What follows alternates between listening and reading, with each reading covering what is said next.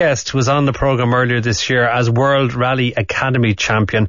His career has continued in fantastic vein. At the weekend, his victory at the Rally de España meant that he won the S2000 World Rally Championship. Just before we talk to Craig Breen from Waterford, let's hear how he did it. The most incredible year for Craig Breen. Incredible in that clearly the tragedy that struck Craig and Gareth in the middle of the year.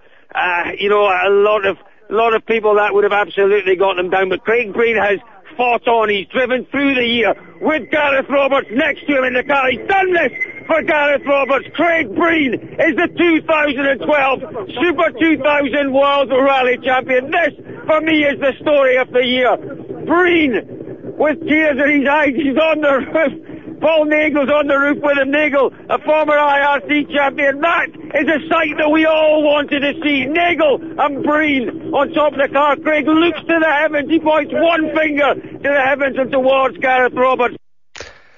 Craig Breen, good evening to you.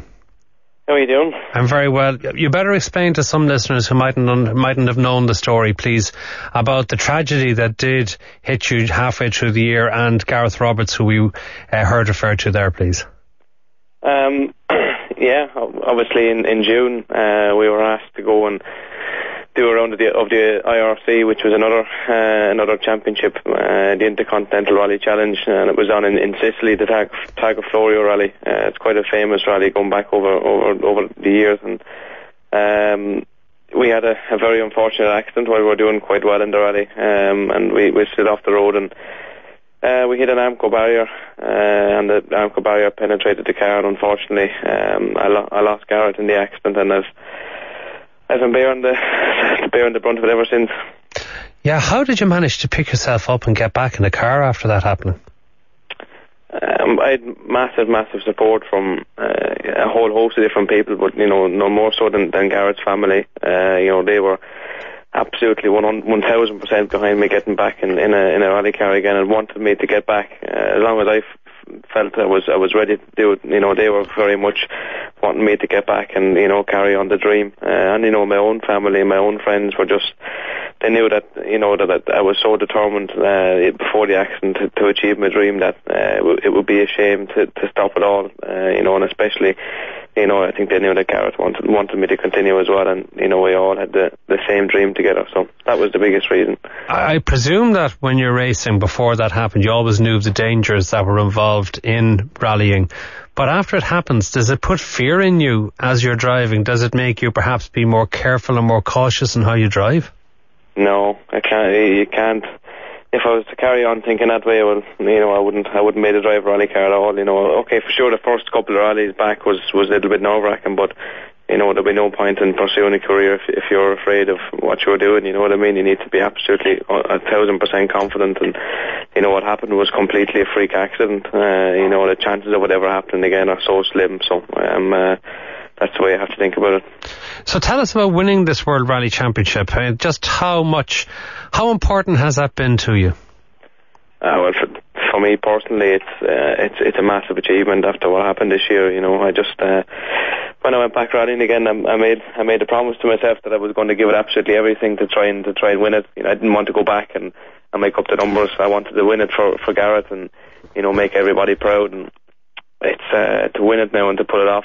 It confirms that going back rallying again was the right decision, and that this dream is still very much alive. And from a professional side of things, it's another world title that the general public can relate to, and hopefully getting the sponsorship for next year, it should make things a little bit, I won't say easier, but it'll make it'll be something that the general public can relate to, rather than just rattling off names of rallies and results. A world title is a world title in no matter what sense, so it should be easier. You mentioned sponsorship. How expensive is it to run a car in the World Rally Championship for the season? Well, it depends on what championship and what car, but if I wanted to do the World Championship next year in a World car, to do all 13 rounds, at the very least, it'd probably be 1.5 million to do. Sorry, how much? Full season. My gosh, that's an incredible amount of money. Yeah. Where does all that money go? Running costs of the car. But yeah, from the running cost of the car to you know, some of the events are long haul, like in New Zealand and Australia, you know, Argentina, Mexico. You get in the car around all there, and you know, you have a lot of mouths to feed, a lot of beds for everyone, and you know, it's you know, each event is a week long or maybe a little bit more. So the actual, the event, I mean, the event itself is usually 3 or 4 days, but between the recce and tests and so on and so forth, and it just, this all adds up to be something, you know, fairly astronomical. But if you think of Formula One racing, where the drivers are paid a fortune to drive a car on behalf of a manufacturer, does that sort of thing happen in rallying? Oh yeah. No, it's the same as Formula One. It's just you have to get the backing, obviously, from a manufacturer first of all, and you know, that's something that I'm not, well, I won't say not in a position, but I haven't been, you know, this is probably the first time where I'm anywhere close to be in a position to be driving for a manufacturer. So for a privateer, that's the only way you can do it, is by getting your own sponsorship and funding it that way. How close are you to securing that sponsorship for 2013?